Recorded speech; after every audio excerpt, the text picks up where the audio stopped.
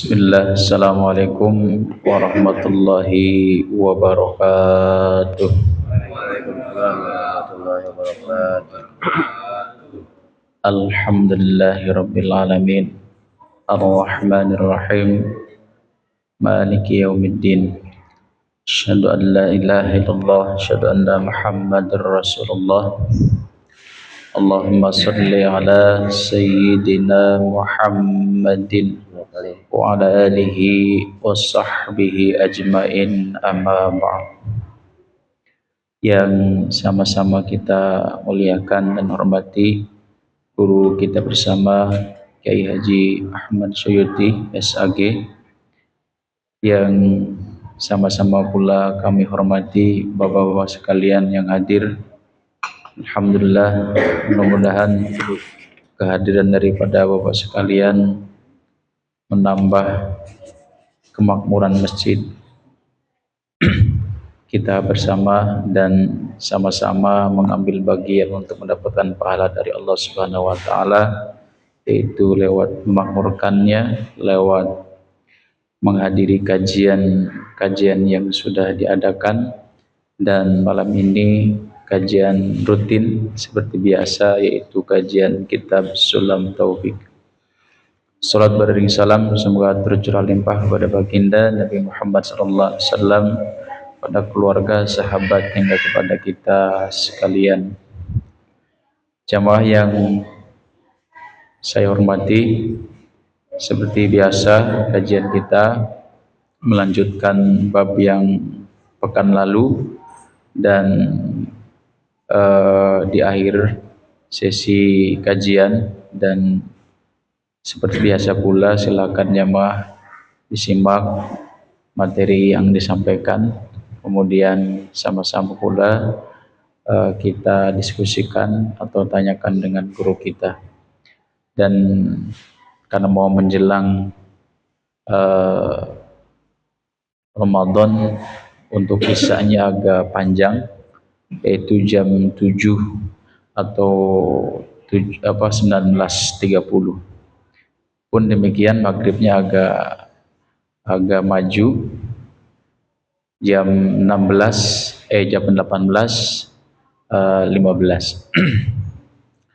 Baik jemaah sekalian, tidak banyak kalam disampaikan, sama-sama kita awali kajian kita dengan membaca Ummul Quran, berharap kepada Allah Subhanahu wa taala duduknya kita di sini Allah berikan curahan rahmat dan hidayah kepada kita sekalian. Ala hadihin niyah wa likulli niyatin salihah bi barakati Ummul Quran. Al-Fatihah. A'udzu billahi minasyaitonir rajim. Bismillahirrahmanirrahim. Alhamdulillahi rabbil alamin, arrahmanir rahim, maliki yaumiddin. Iyyaka na'budu wa iyyaka nasta'in, ihdinas siratal mustaqim, siratal ladzina an'amta 'alaihim ghairil maghdubi 'alaihim waladdallin. Kepada guru kita, waktu dan tempat dengan penuh hormat kami persilakan.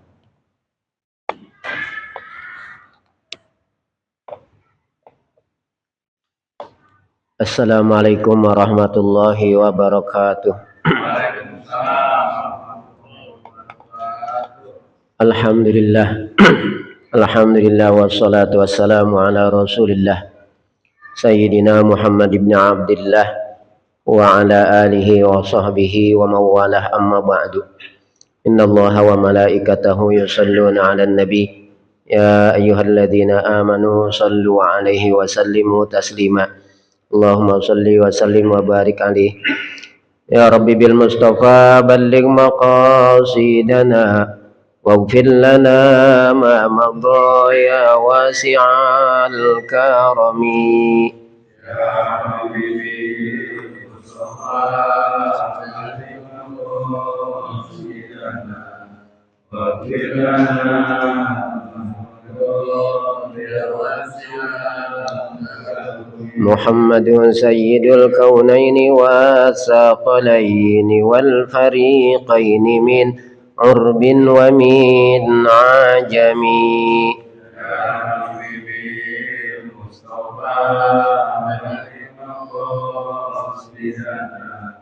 واغفر لنا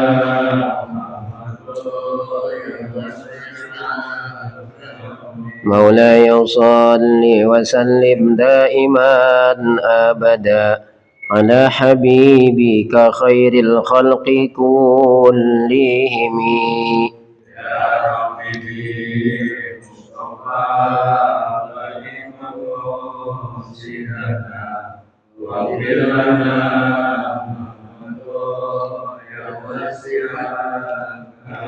سريت من حرم ليلا إلى حرمي كما سرى البدر في داج من الظلم يا ربي مصطفى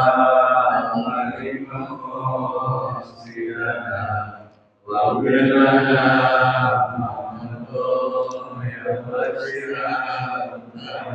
اللهم صل وسلم وبارك عليه وعلى آله. Bismillahirrahmanirrahim. Subhanaka la ilma lana illa ma 'allamtana innaka antal alimul hakim. Allahumma 'allimni al-kitab wal hikmata wa 'allimni at-ta'wil. Allahumma hdi qalbi wa tsabbit lisani. Allahumma iftah 'alaina hikmataka wanshur 'alaina min khazaini rahmatika ya arhamar rahimin. Allahumma nawwir qulubana binuri hidayatika kama nawwartal arda binuri syamsika abadan abada bi rahmatika ya arhamar rahimin. Allahumma rzuqna fathan wa fahman fil qur'anil azim wa nuran nahtadi bihi ila siratil mustaqim. Rabbi shrah li sadri wa yassir li amri wahlul 'uqdatam min lisani yafqahu qawli. Qala al-muallif rahimahullah wa nafa'ana bi 'ulumihi amin. Wa tarkul wasiyati bidainin aw 'ainin la ya'lamuha ghairuhu wal intima'u ila ghairi abihi aw ila ghairi mawalihi wal khitbatu ala khitbati akhihi wal fatwa bi ghairi ilmin. Yang sama-sama kita hormati Ketua DKM dan segenap pengurus Masjid Jami'ul Al-Mashkiri, yang sama-sama kita hormati para asatidzah, para guru, wabil khusus guru kita Akhirul Kiram Ustadz Suryana, Ustadz Nurul Huda Ahmad, Ustadz Bari, jamaah Masjid Jami'ul Al-Mashkiri Komplek Perumahan Batoy Permai yang saya hormati. Alhamdulillah pada kesempatan malam ini kembali kita bisa hadir di Masjid Jami'ul Al-Mashkiri dalam rangka sama-sama kita menunaikan kewajiban kita, yaitu salat maghrib yang dikerjakan dengan berjamaah, dan kita lanjutkan dengan menunaikan kewajiban kita juga, yaitu thalabul ilmi. Malam ini kita ta'lim mempelajari ilmu agamanya Allah Subhanahu wa taala. Mudah-mudahan Allah berikan pada kita ilmu yang barokah bermanfaat. Allah mudahkan segala urusan kita, Allah lapangkan rizki kita, Allah hindarkan kita dan keluarga kita daripada segala bala dan musibah. Yang sudah pada meninggal dunia daripada orang-orang tua kita, keluarga kita, mudah-mudahan mereka senantiasa mendapatkan curahan rahmat dan maghfirah dari Allah Subhanahu wa taala, diterima segala ibadahnya, dijadikan kuburnya raudhah min riyadhil jannah. Yang pada sakit, yang pada kurang sehat, mudah-mudahan diangkat penyakitnya, dikembalikan kepada kesehatannya dengan kesehatan yang sempurna, dengan kesehatan yang tidak meninggalkan bekas penyakit sedikit pun. Ala hadhihi niyat wa ala kulli niyatin salihah wali ijabat kemaksudin jalibatan di kulli khair dafiatan an kulli syarr lana wali ahlina wa qarabatina wa jamil muslimin wa ila hadratin nabi. Al-Fatihah. A'udzubillahi minasyaitonir rajim. Bismillahirrahmanirrahim. Alhamdulillahirabbil alamin arrahmanir rahim maliki yaumiddin. Iyyaka na'budu wa iyyaka nasta'in ihdinas siratal mustaqim siratal ladzina an'amta 'alaihim ghairil maghdubi 'alaihim waladdallin. Amin. Fatihah sekali lagi untuk acara peringatan Maulid Nabi Muhammad SAW di yayasan kami, Yayasan Pondok Pesantren Ziyaratul Abrar, yang insya Allah akan dilaksanakan tanggal 25 Januari. Ini kurang lebih 16 hari lagi. Sekaligus saya mengundang kepada seluruh jamaah Masjid Jami'ul Al-Mashkiri untuk bisa bersilaturahim ke tempat kami, Yayasan Pondok Pesantren Ziyaratul Abrar, dalam rangka menghadiri acara peringatan Maulid Nabi Muhammad SAW tanggal 25 Januari hari Ahad pagi jam setengah 8, jam 7.30. Mudah-mudahan Allah berikan kesuksesan pada acaranya, Allah mudahkan segala urusannya, dan dikasih cuaca yang baik oleh Allah Subhanahu wa taala, dan hadirnya syiar ala hadhihi niyatu ala kulli tan salihah wali ijabat maksudin jalibatan di kulli khair dafi'atan an kulli syarr lana wa li ahli qarabatina wa li jamil muslimin ila hadratin nabi al-fatihah. A'udzubillahi minasyaitonir rajim. Bismillahirrahmanirrahim. Alhamdulillahi rabbil alamin arrahmanir rahim maliki yaumiddin. Iyyaka na'budu wa iyyaka nasta'in ihdinas siratal mustaqim siratal ladzina an'amta 'alaihim ghairil maghdubi 'alaihim waladdallin. Amin.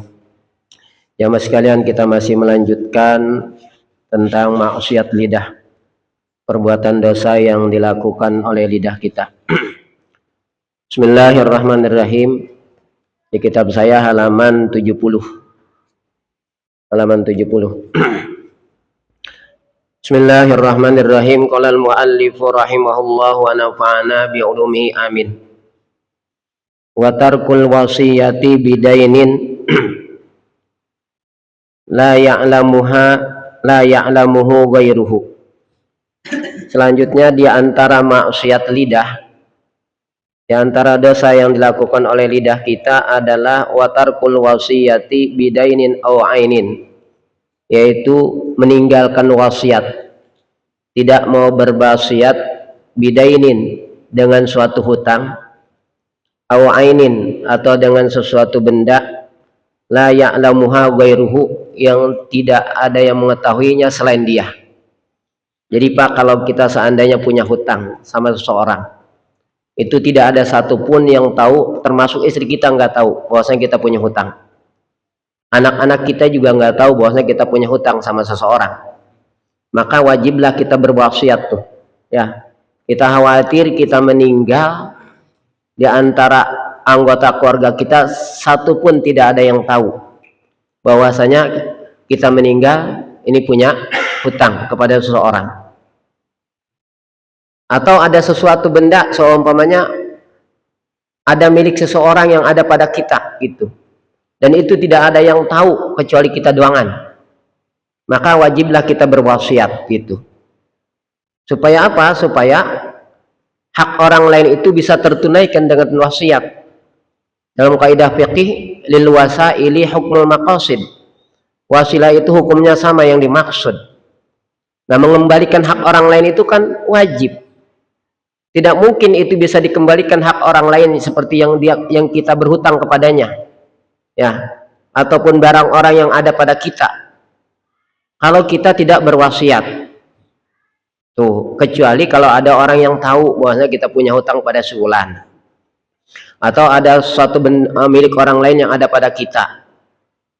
Nah, itu sunnah berwasiat, ya, sunnah berwasiat. Tapi kalau tidak ada satupun orang yang mengetahui apa yang menjadi kewajiban atas kita, seperti kita punya hutang atau ada tadi milik orang lain yang ada pada kita, dan tidak ada yang mengetahuinya kecuali kita, maka wajib kita berwasiat.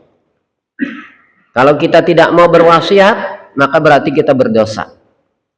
Hal ini sebagaimana hadis yang diriwayatkan oleh Imam Al-Bukhari dan Muslim dari sahabat Ibnu Umar radhiyallahu anhuma, Rasulullah SAW bersabda, ma haqqum ri'in muslimin lahu syai'un yusi fihi yabitu lailataini illa wasiyatuhu maktubatun indahu. Kata Rasulullah dalam hadis riwayat Imam Bukhari dan Muslim dari sahabat Ibnu Umar radhiyallahu anhuma, tidak ada hak seorang muslim lahu syai'un yusi fihi, baginya ada sesuatu yang mesti dia wasiatkan padanya, yabitu lailataini, yang dia bermalam 2 malam, illa wasiyatuhu maktubatun indahu, melainkan wasiatnya itu tertulis di sisinya. Itu ya, kita mau tidur semuanya sudah, itu ada yang kita tuliskan wasiat di bawah bantal kita, seumpamanya begitu. Dalam riwayat Imam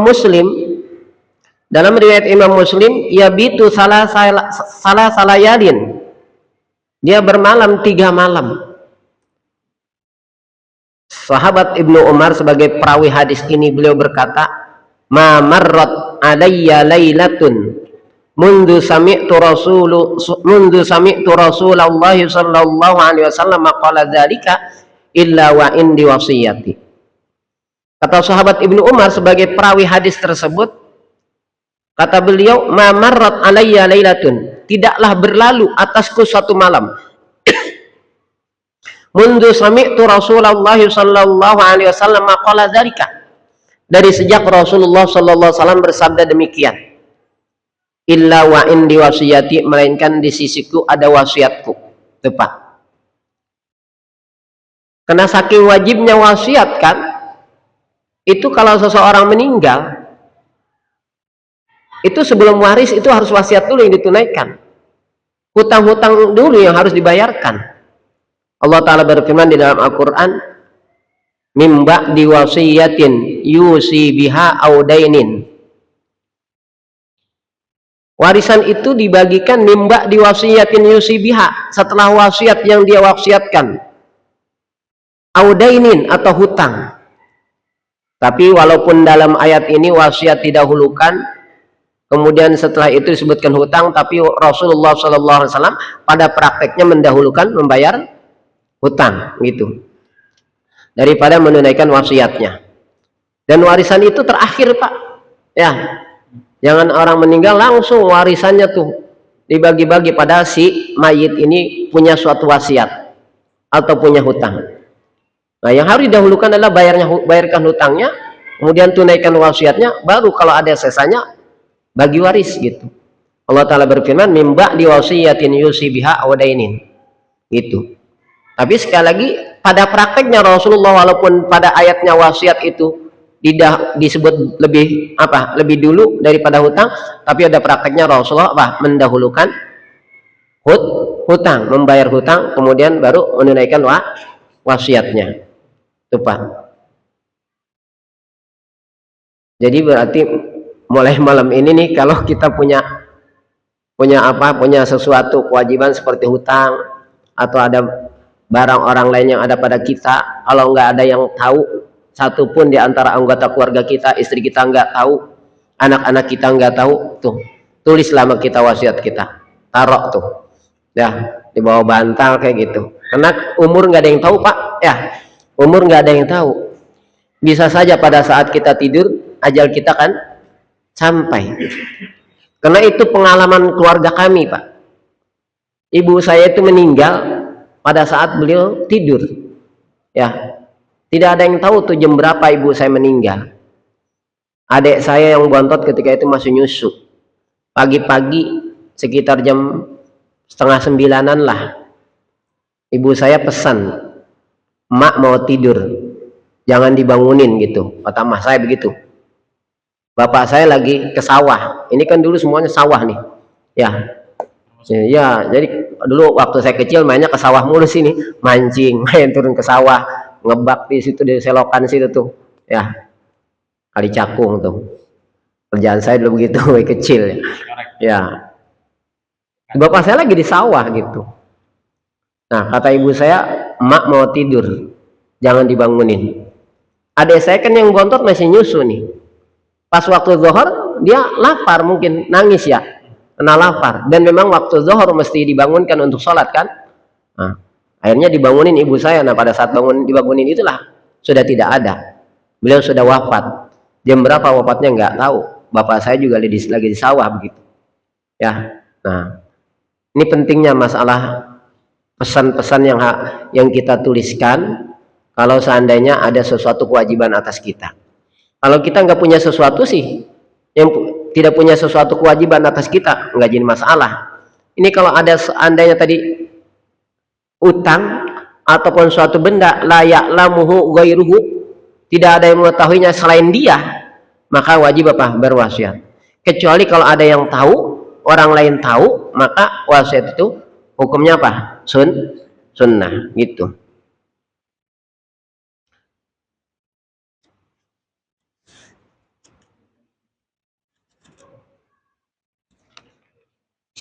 Selanjutnya wal intima'u ila ghairi abihi au ila ghairi mawalihi. Selanjutnya di antara maksiat lidah, dosa yang dilakukan oleh lidah kita adalah al intima'u ay al intisabu, menisbatkan ila ghairi abihi, kepada selain bapaknya, au ila ghairi mawalihi, atau bukan kepada mawalinya kalau itu budak, bukan kepada kepada orang yang memerdekakannya. Ini diantara maksiat lidah adalah dia membangsakan, menisbatkan, membinkan, bahasa kita lah ya, membinkan anak bukan kepada bapaknya, bukan kepada bapak kandungnya. Kalau itu budak yang pernah dimerdekakan oleh seseorang, dia tidak dinisbatkan kepada tuannya yang merdekakannya. Makanya seperti Bilal itu kan maula Abi Bakrin Siddiq. Bilal bin Rabah itu maula Abi Bakrin Siddiq, seorang budak yang telah dimerdekakan oleh sahabat Abu Bakar As-Siddiq. Maka Bilal maula Abi Bakrin Siddiq. Nah ini kalau seandainya orang ngangkat anak, namanya apa sih? Kalau namanya adopsi ya. Ngangkat anak, maka anak angkatnya itu tidak boleh dibinkan ke bapak angkatnya. Allah Ta'ala berfirman tuh di dalam surat Al-Ahzab, ud'uhum li'abaihim huwa aqsatu indallah fa illam ta'lamu aba'ahum fa ikhwanukum fiddin wa mawalikum. Ayat ini kan turun, Pak. Sabab nuzulnya kan Rasulullah punya anak angkat tuh ya, yaitu Zaid bin Harithah. Dulu sebelum turun ayat ini, orang kalau sahabat-sahabat tuh kalau manggil Zaid itu Zaid bin Muhammad, begitu ya. Rasul punya anak angkat Zaid bin Harithah. Itu sebelum turun ayat ini, itu para sahabat kalau manggil Zaid itu ngebinkannya kepada Nabi Muhammad, Zaid bin Muhammad, begitu.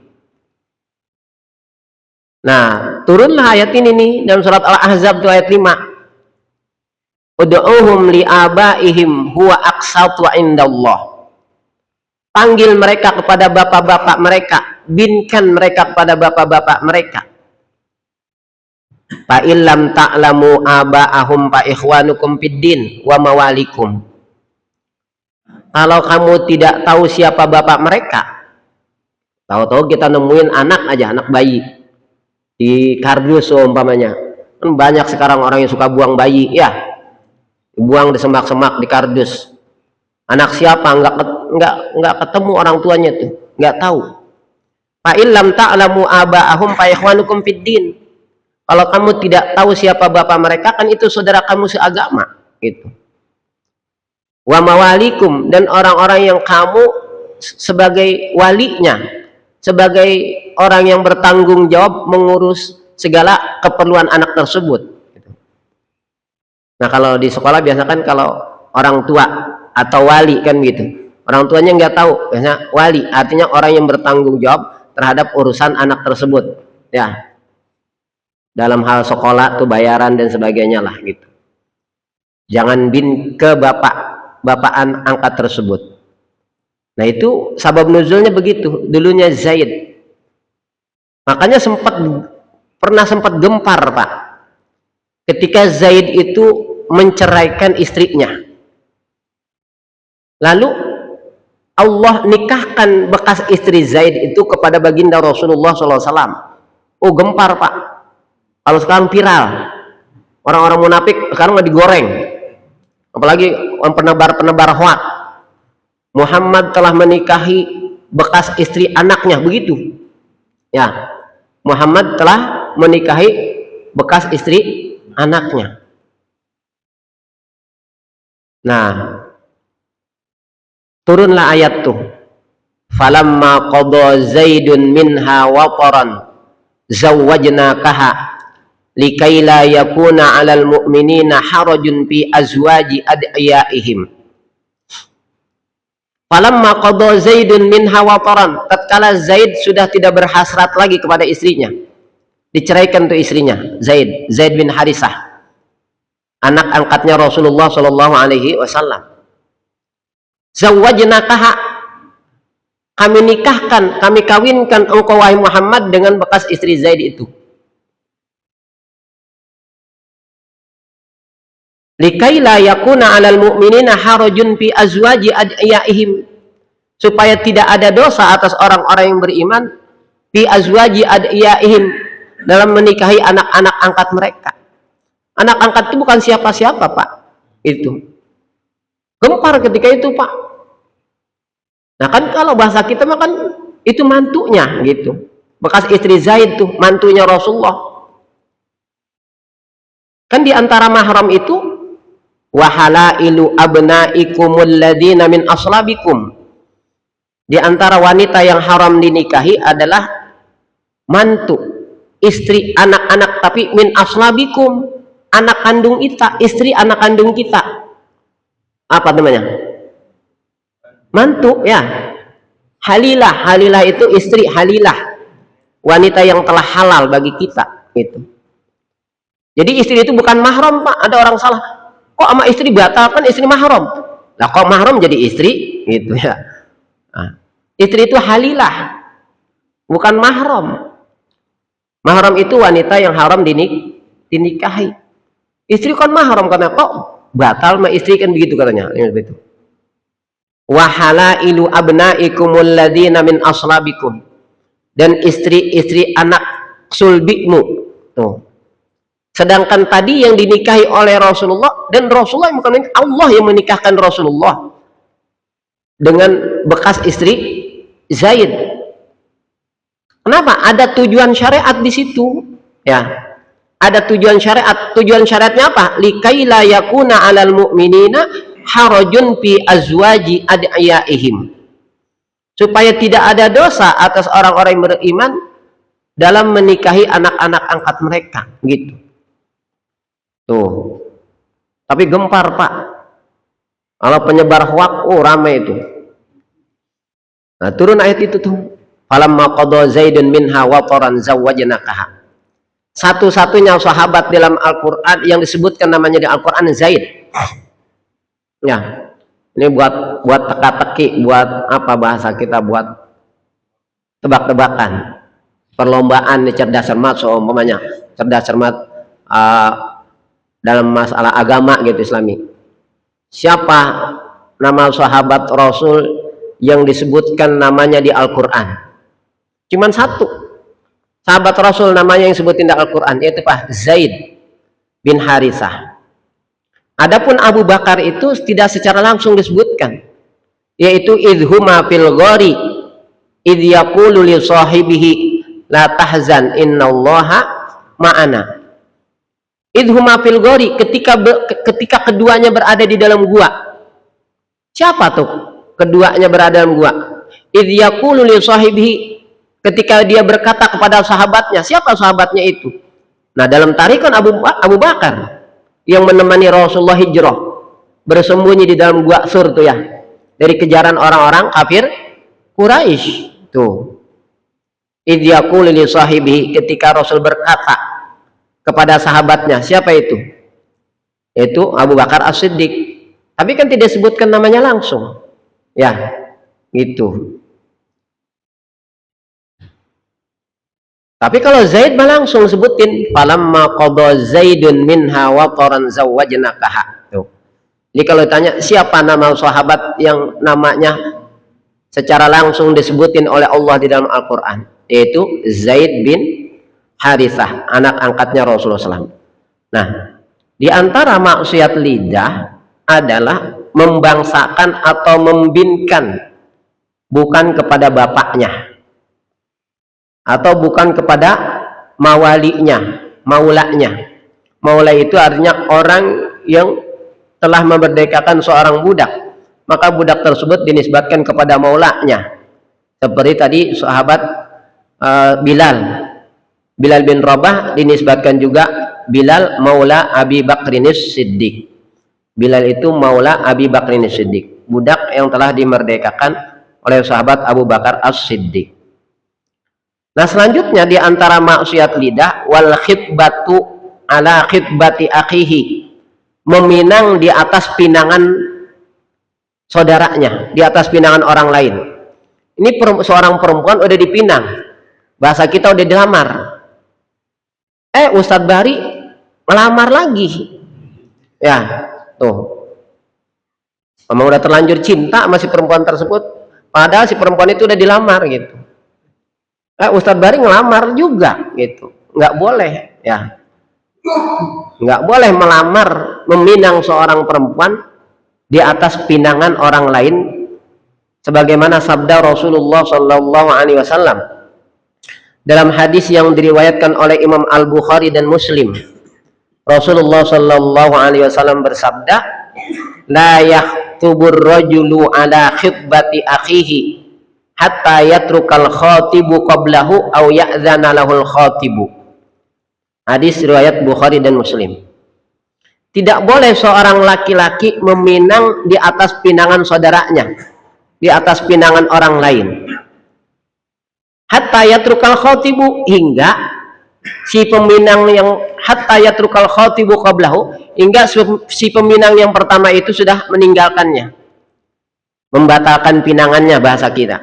Nah, kalau peminang yang pertama udah membatalkan, udah Ustadz Bari cepet-cepet dah maju, jadi daripada keburu serobot orang lain lagi gitu. Au ya'dzana lahul khatibu, atau diizinkan oleh si peminang pertama tadi. Dia ngelihat Ustadz Bari udah cinta mati sama si perempuan tersebut. Ente udah cinta mati sama dia, Ustadz Bari? Iya, saya udah cinta mati. Udah, kalau begitu udah kamu lamar saja, saya izinkan untuk melamar dia gitu ya. Walaupun diizinkan oleh si pelamar yang pertama tadi ya. Au ya'dzana lahul khatibu. Nah, masalah keharaman ini ya, masalah keharaman meminang ini di dalam hadis, meminang seorang perempuan yang sudah dipinang orang lain, itu wahadil hurmatun tujibul isma wala tujibu butlanal aqdi. Masalah keharaman ini adalah hurmatun tujibul isma, keharaman yang mewajibkan dia berdosa, wala tujibu butlanal aqdi, dan tidak mewajibkan batalnya akad bima idza khotaba ala khitbati akhihi wa aqada aqda zawaji. Ini ada seorang perempuan udah dipinang nih ya, sama Ustadz Bari, dilamar lagi nih dia yang lamar. Nah itu kan nggak boleh, haram. Tapi kemudian Ustadz Bari pokoknya maju terus, pandang mundur gitu ya. Nah, si perempuannya juga mau gitu, padahal sama pelamar pertama masih apa? Masih terjalin gitu. Belum diputuskan. Maju terus, perempuannya juga mau. Akhirnya sampai terjadi akad Ustadz Bari dengan si perempuan tersebut. Ya. Itu akadnya sah tapi haram gitu. Ya. Haram. Yaitu wahadil hurmatun tujibul isma wala tujibu butlanal aqdi fima idza khataba ala khitbati akhihi wa aqada aqda zawaji. Keharaman ini adalah keharaman yang mewajibkan dia berdosa, bukan mewajibkan batalnya akad pada orang yang apabila dia meminang di atas pinangan orang lain lalu dia melangsungkan akad nikah tersebut. Akad nikahnya sah, cuman haram melakukannya ya itu. Kenapa? Karena menyakiti hati saudaranya, menyakiti hati saudaranya, menyakiti hati orang yang minang yang pertama tadi ya. Tega banget Ustadz Bari mentang-mentang Ustadz gitu ya, seumpamanya calon istri saya udah saya pinang, main rebut aja, bahasa kita begitu ya, main rebut aja mentang-mentang dia Ustadz begitu ya, nggak boleh, haram itu. Nah, wa minha al fatwa bi ghairi ilmin, dan di antara maksiat lidah al fatwa bi ghairi ilmin, berfatwa tanpa ilmu. Nah, jadi jangan berani-berani berfatwa ya. Kata Rasulullah hadisnya, ajra'ukum 'alan nar ajra'ukum bil fatwa. Orang yang paling berani di antara kamu sekalian masuk neraka adalah yang paling berani berfatwa ya. Kalau kita bukan apa? Bukan ashabul fatwa, bukan orang yang ahli fatwa. Sekarang kan banyak begitu orang. Makanya kalau kita mesti merujuk kepada para ulama, begitu pendapat para ulama. Sehingga kita menyampaikan suatu hukum itu bukan semata-mata dari kita, tapi memang sudah apa? Sudah ada penjelasannya dari para ulama, keputusannya dari para ulama begitu. Nah, orang yang paling berani masuk neraka adalah orang yang paling berani berfatwa gitu. Orang itu jangan takut lantas dia rendah, lantas jadi rendah derajatnya ketika dia tidak tahu mengucapkan wallahu a'lam. Ketika ditanya wallahu a'lam, Allah yang lebih tahu. Bilang gitu, itu tandanya orang justru itu alim gitu ya.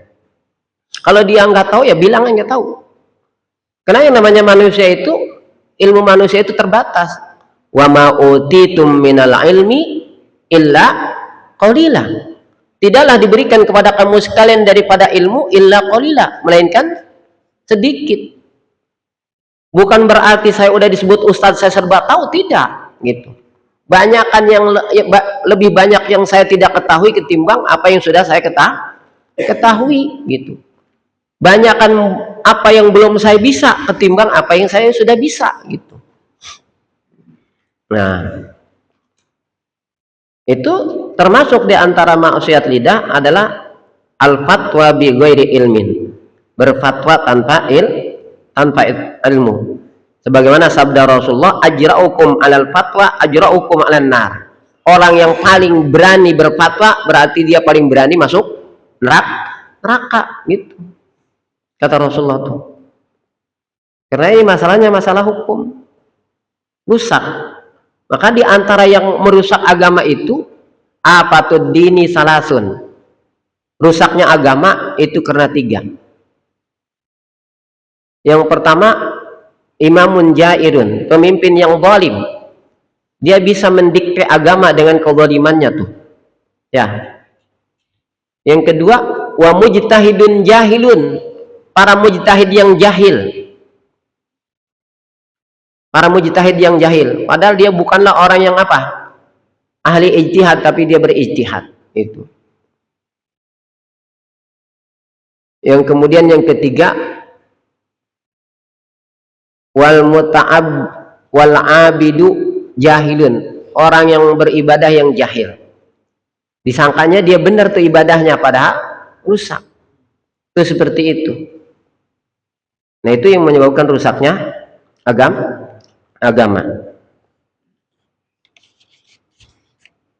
Selanjutnya wa ta'limun wa ta'allumu ilma wa ta'allumu ilmi mudirrin. Selanjutnya wa ta'limun wa ta'allumu ilmin mudirrin. Mengajarkan dan mempelajari ilmu yang memudaratkan. Wa ta'limun wa ta'allumu mudirrin wa ta'allumu ilmin mudirrin. Selanjutnya di antara maksiat lidah adalah wa ta'limun wa ta'allumu ilmin mudirrin. Mengajarkan dan mempelajari ilmu yang memudaratkan. Seperti apa? Mengajarkan dan mempelajari ilmu sihir, gitu ya. Mengajarkan dan mempelajari ilmu sihir. Mengajarkan dan mempelajari ilmu santet seumpamanya, gitu ya. Ilmu santet. Ilmu apa tuh kalau laki-laki buat perempuan namanya ilmu apa? Ilmu pelet. Ya, ilmu pelet nggak boleh dipelajari, yang bisa nggak boleh yang mengajarkan. Ya, mengajarkan dan mempelajari ilmu pelet.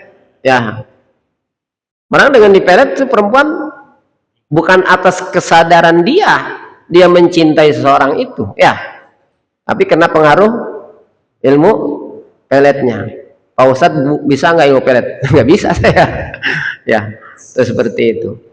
Wa ta'allumun wa ta'limun wa ta'allumu ilmin mudirrin, dan mengajarkan serta mempelajari ilmu yang memudaratkan. Itu. Seperti tadi apa? Kalau sekarang yang suka dipakai kejahatan, ilmu apa, Pak? Hipnotis. Ya, ilmu hipnotis. Dia pelajari untuk lihat kejahatan. Orang bisa Pak, motor orang diambil dengan begitu mudahnya dengan cara apa? Hipnotis. Dia menyerahkan barang-barang miliknya dengan mudahnya dengan cara apa? Dihipnotis. Itu kan dia bisa begitu, bisa menghipnotis orang karena dia apa? Mempelajari, dan ada orang yang mengajarkannya. Nah, mengajarkan dan mempelajari ilmu yang mudaratkan itu apa? Hukumnya haram gitu. Nah, wal hukmu bighairi hukmillah wallahu a'lamu bishawab. Mudah-mudahan apa yang kita pelajari manfaat. Mungkin masih ada waktu, silakan, mungkin ada yang ditanyakan, silakan. Kalau bisa saya jawab, nggak bisa ya PR gitu aja. Assalamualaikum warahmatullahi wabarakatuh. Waalaikumsalam warahmatullahi wabarakatuh. Baik jemaah sekalian, tadi masih terkait dengan bab lisan, maksiat lisan. Silakan bagi jemaah yang mau ditanyakan.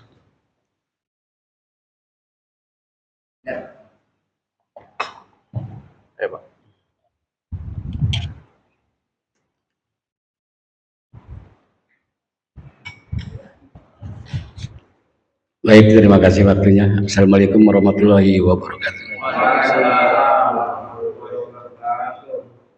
Yang terhormat Pak Ustadz, saya mau bertanya bahwa terkait dengan tadi tentang adopsi. Ada kita mengadopsi anak yang seperti tadi dibilang tidak tahu orang tuanya di mana. Secara hukum kita sah sebagai orang tua.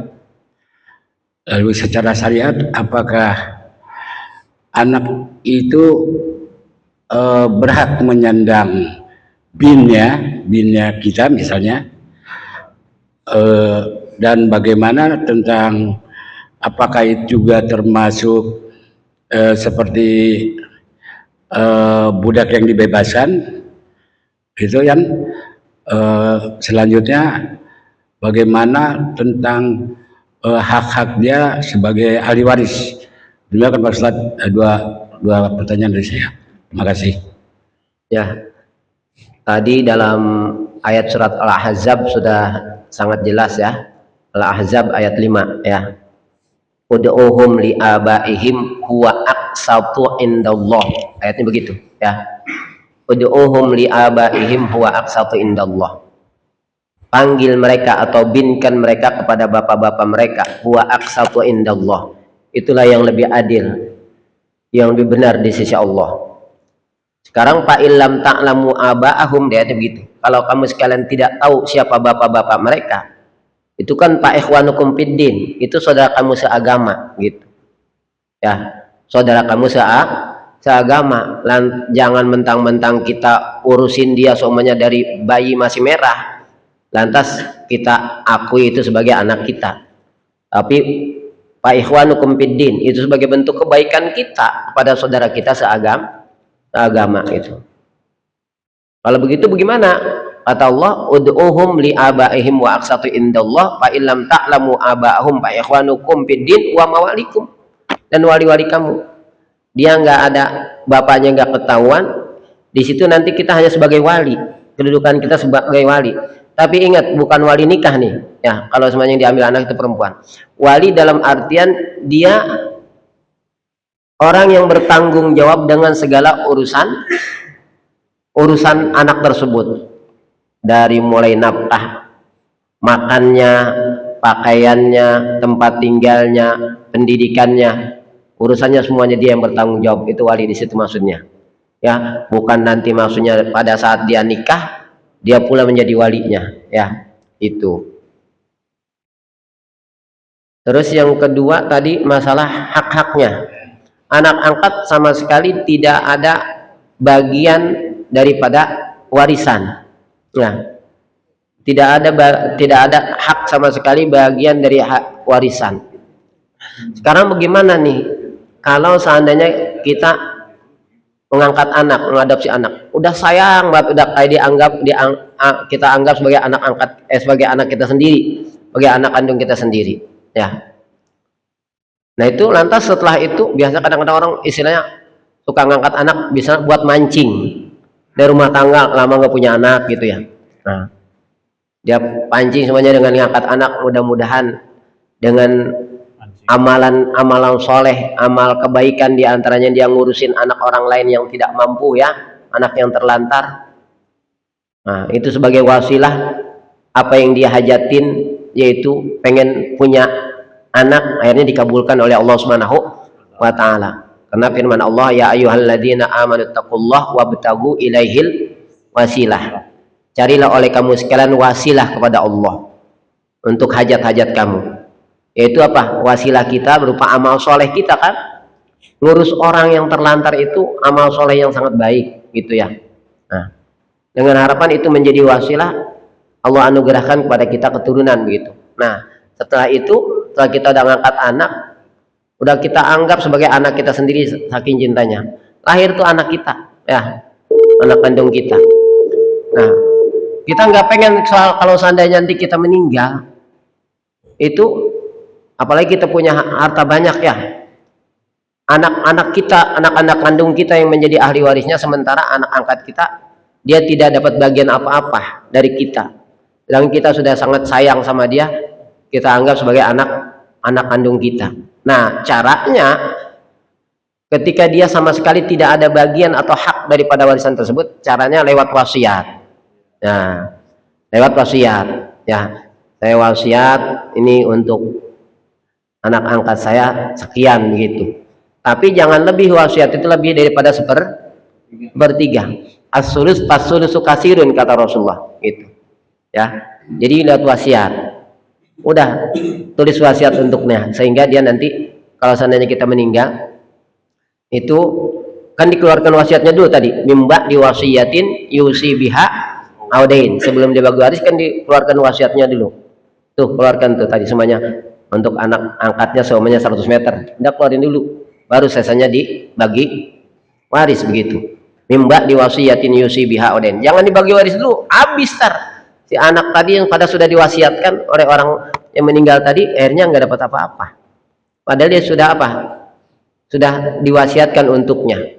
Dan warisan itu tadi dibagi setelah apa, ditunaikan wasiatnya. Kalau punya utang sudah dibayarkan utangnya, mimba diwasiyatin yusi biha awdainin gitu Pak ya. Kalau wasiat itu bentuknya waris atau riba? Kalau wasiat bukan waris, makanya la wasiyat ahli warisin kata Rasulullah, tidak ada wasiat diwarisin bagi ahli waris, karena ahli waris sudah dapat bagian yaitu dari warisan gitu. Iya. Jadi wasiat itu sesuatu pemberian kepada seseorang yang dia bukan ahli waris, yang nanti ditunaikannya setelah meninggal gitu ya. Kalau waris kan emang kan dia peninggalan orang yang meninggal terhadap apa, anak-anaknya dan orang-orang yang memang dia berhak mendapatkan warisan. Kalau wasiat itu berkaitan dengan harta yang nanti dibagikannya setelah dia apa, ditunaikannya setelah dia meninggal begitu ya. Jadi wasiat itu maksudnya masih hidup Ustaz? Iya, wasiatnya masih hidup, tapi ditunaikannya nanti sesudah dia meninggal, tapi dan sebelum dibagikan, belum bagi waris gitu ya. Bentuknya itu hadiah dong Ustaz ya? Kenapa? Hadiah sama hadiah Ya pokoknya pemberian lah semuanya ya, entah itu namanya hadiah, pokoknya pemberian lah ya, itu seperti itu. Udah ya, wallahu a'lamu bishawab. Allah alam bisawab. Ada lagi Ustaz susulan sedikit. Jadi kalau ada titipan pertanyaan itu, jadi si A punya anak 3, terus si A juga punya istri, dari istri yang kedua punya anak laki-laki. Nah si A nya meninggal. Nah yang anak ketiga itu dari istri yang pertama sudah dibagi-bagi itu.